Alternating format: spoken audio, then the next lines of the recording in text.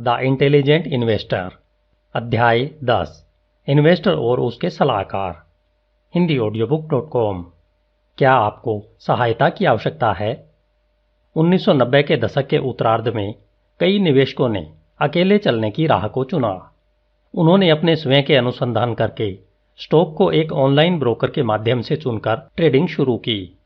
इन निवेशकों ने wall street के अनुसंधान, सलाह और व्यापार के महंगे बेसिक सिस्टम को दरकिनार कर दिया।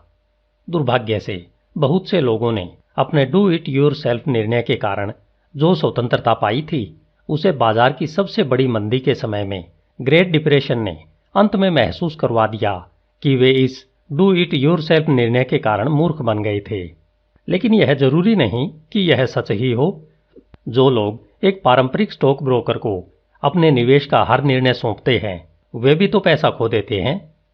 कई निवेशक एक अच्छे वित्तीय सलाहकार द्वारा अनुभव के आधार पर दिए गए निर्णय और सेकंड ओपिनियन को काफी सहज ले लेते हैं, जबकि कुछ निवेशकों को यह दिखाने के लिए कि किसी बाहरी व्यक्ति की आवश्यकता हो सकती है जो उन्हें बता सके कि अपने वित्तीय लक्ष्यों को पूरा करने के लिए अपने निवेश पर कितनी दर अर्जित करनी है या इसके लिए कितना अतिरिक्त धन बचाने की आवश्यकता है।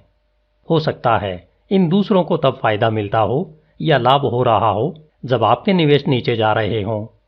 इस तरह आप आत्मनिर्भरता के दर्द को अनुभव करने के बजाय आपको किसी ऐसे व्यक्ति के निवेशों की जांच करनी चाहिए जो आमतौर पर अपने निवेश से बुरे समय में भी लाभ अर्जित करता हो।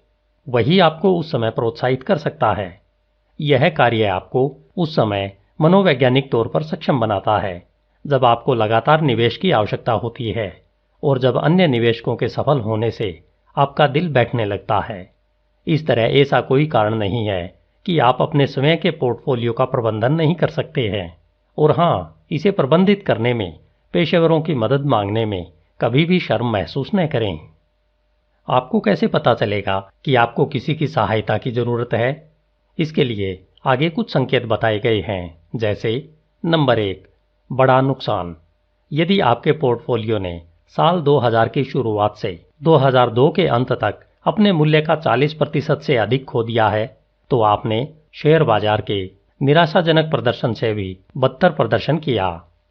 इसमें यह शायद ही मायने रखता है कि क्या आपने इसे आलसी, लापरवाह या सिर्फ अशुभ होने के कारण गंवा दिया। इतने बड़े नुकसान के बाद आपका पोर्टफोलियो मदद के लिए रो रहा होगा।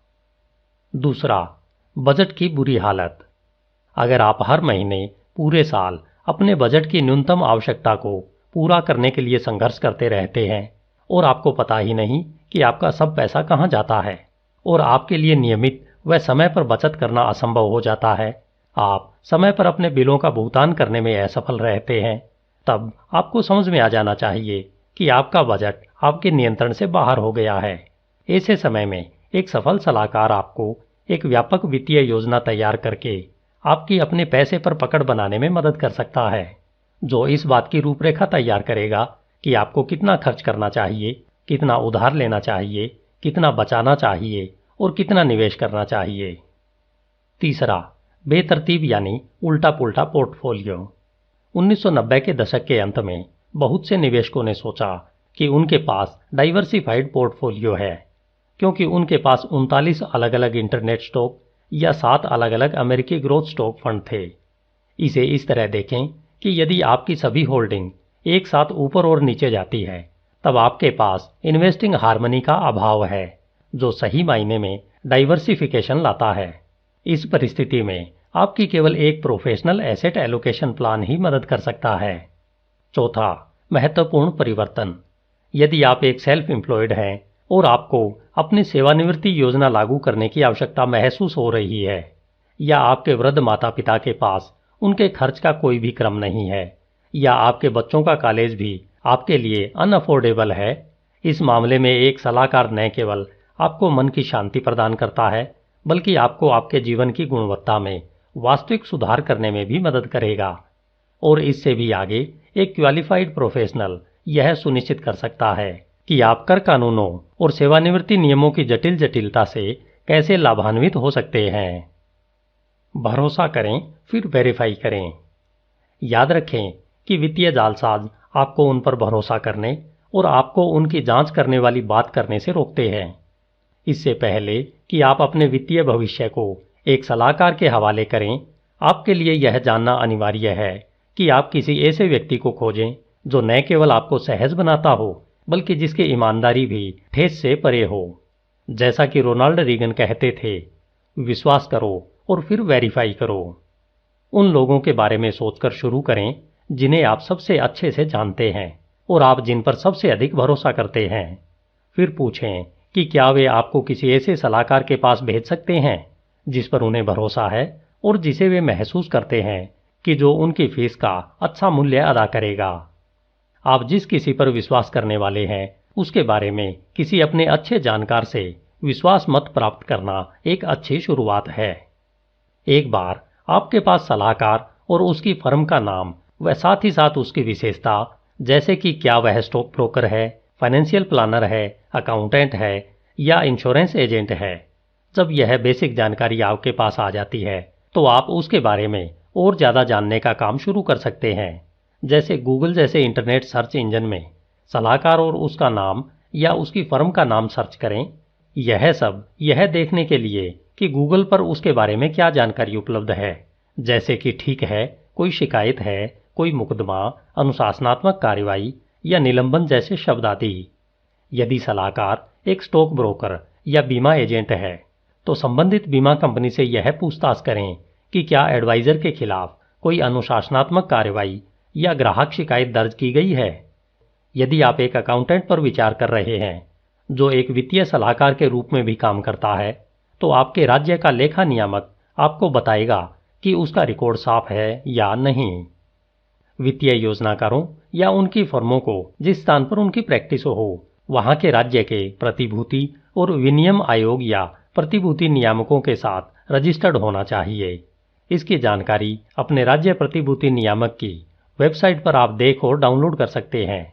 उनके डिस्क्लोजर रिपोर्टिंग पेज पर विशेष ध्यान दें, जहां पर सलाहकार को नियामकों द्वारा किसी भी अनुशासनात्मक कार्रवाई का खुलासा करना होता है। अतः आपके अपने वित्तीय योजनाकार के सभी रिकॉर्ड को भली भांति स्टडी करना एक अच्छा विचार है। मैं तुम्हें जान रहा हूं। एक प्रमुख फाइनेंशियल प्लानिंग न्यूज़लेटर ने हाल ही में दर्जनों सलाहकारों से बात करके उनके रिकॉर्ड्स के आधार पर यह बताया कि आपको अपना फाइनेंशियल प्लानर चुनने के लिए उससे कैसे साक्षात्कार करना चाहिए। एक सलाहकार का इंटरव्यू करने में आपके निम्न लक्ष्य होने चाहिए। पहला, निर्धारित करें कि वह ग्राहकों की मदद करने की परवाह करता है या बस केवल बेचने के लिए ही जाता है। दूसरा, यह स्पष्ट करें कि क्या वह निवेश के मूल सिद्धांतों को समझता है जो कि इस पुस्तक में उल्लेखित है। तीसरा, आंकलन करें कि क्या वह आपकी मदद करने के लिए पर्याप्त रूप से शिक्षित, प्रशिक्षित और अनुभवी है। आगे कुछ प्रश्न बताए गए हैं जो प्रमुख वित्तीय योजनाकारों ने किसी भी संभावित ग्राहक को पूछने की सिफारिश की है। आप इस व्यवसाय में क्यों हैं? आपकी फर्म का मिशन स्टेटमेंट क्या है? अपने अलार्म बंद करने के अलावा आप सुबह उठते ही क्या करते हैं? आपका निवेश दर्शन क्या है? क्या आप स्टॉक या म्यूचुअल फंड का उपयोग करते हैं? क्या आप तकनीकी विश्लेषण का उपयोग करते हैं? क्या आप बाजार समय का उपयोग करते हैं? क्या आप पूरी तरह से संपत्ति प्रबंधन पर ध्यान केंद्रित करते हैं या क्या आप करों, संपत्ति और सेवानिवृत्ति योजना, बजट और ऋण प्रबंधन और बीमा पर भी सलाह देते हैं? आपकी शिक्षा, अनुभव और साख आपको किस प्रकार की वित्तीय सलाह देने के योग्य बनाते हैं? आपके ग्राहकों को आमतौर पर क्या जरूरत है? आप अपने लक्ष्यों को प्राप्त करने में मेरी मदद कैसे कर सकते हैं? आप मेरी प्रगति को कैसे ट्रैक और रिपोर्ट करेंगे? क्या आप एक चेकलिस्ट देते हैं जिसका उपयोग मैं हमारे द्वारा विकसित किसी भी वित्तीय योजना का ऑपरेशन मॉनिटर करने के लिए कर सकता हूं? आप निवेश कैसे चुनते हैं? क्या निवेश दृष्टिकोण आपको लगता है कि सबसे सफल है? और क्या आप मुझे सबूत दिखा सकते हैं कि आपने अपने ग्राहकों के लिए उस तरह की सफलता हासिल की है? जब कोई निवेश पूरे वर्ष के लिए खराब प्रदर्शन करता है तो आप क्या करते हैं? क्या आप निवेश की सिफारिश करते समय किसी तीसरे पक्ष के मुआवजे के किसी भी रूप को स्वीकार करते हैं? अगर करते हैं तो क्यों करते हैं, और अगर नहीं करते तो क्यों नहीं करते, और किन परिस्थितियों में करते हैं? आप क्या अनुमान लगाते हैं कि मैं आपकी सेवाओं के लिए पहले साल कितनी फीस का भुगतान करूंगा? क्या समय के साथ इस फीस को कम या ज़्यादा करना होगा? आपके पास कितने ग्राहक हैं और आप उनसे कितनी बार बात करते हैं? एक ग्राहक के लिए आपकी आज तक सबसे बड़ी उपलब्धि क्या रही है? आपके पसंदीदा ग्राहक की क्या विशेषताएं होती है? आपके पास एक ग्राहक के साथ आज तक का सबसे खराब अनुभव क्या रहा और आपने इसे कैसे हल किया? क्या निर्धारित करता है कि कोई ग्राहक आपसे या आपके सहायक कर्मचारियों से बात करता है? ग्राहक कब तक आपके साथ रहते हैं? क्या मैं एक अकाउंट डिटेल की कॉपी देख सकता हूं? क्या आप खुद को आर्थिक रूप से सफल मानते हैं? आप वित्तीय सफलता को कैसे परिभाषित करते हैं? आपको क्या लगता है कि मेरे निवेश पर कितना औसत वार्षिक रिटर्न संभव है? क्या आप मुझे अपने रिज्यूमे, अपने फॉर्म और कम से कम 3 रेफरेंस दे सकते हैं? क्या कभी आपके खिलाफ कोई औपचारिक शिकायत दर्ज की गई है? आखिरी ग्राहक जिसने आपको निकाल दिया, उसने ऐसा क्यों किया? अपने सबसे खतरनाक दुश्मन से मुकाबला। अंत में ध्यान दें कि महान वित्तीय सलाहकार पेड़ों पर नहीं उगते हैं। अक्सर सर्वश्रेष्ठ सलाहकार के पास पहले से ही उतने ग्राहक होते हैं जितने वे संभाल सकते हैं। और हाँ, एक अच्छे निवेशक की तरह लगने पर ही वे आपका काम करने के लिए तैयार होंगे। इसलिए वे आपसे कुछ कठिन प्रश्न भी पूछेंगे जो इस तरह के हो सकते हैं, जैसे आपको ऐसा क्यों लगता है कि आपको वित्तीय सलाहकार की आवश्यकता है? आपके दीर्घकालीन लक्ष्य क्या है? अन्य सलाहकारों से डील करने में आपकी सबसे बड़ी निराशा क्या रही है? क्या आपका कोई बजट है? क्या आप अपने मतलब तक ही सीमित रहते हैं? प्रत्येक वर्ष आप अपनी संपत्ति का कितना प्रतिशत खर्च करते हैं? जब हम अब से 1 वर्ष पीछे देखते हैं तो आपको आपकी प्रगति से खुश होने के लिए मुझे क्या करने की आवश्यकता होगी? आप संघर्ष या असहमति को कैसे संभालते हैं? साल 2000 में शुरू हुए बेयर बाजार के लिए भावनात्मक रूप से कैसे प्रतिक्रिया करते हैं? आपके सबसे खराब वित्तीय डर क्या है? आपकी सबसे बड़ी वित्तीय उम्मीदें क्या है? आप अपने निवेश पर कितनी वापसी दर को उचित मानते हैं?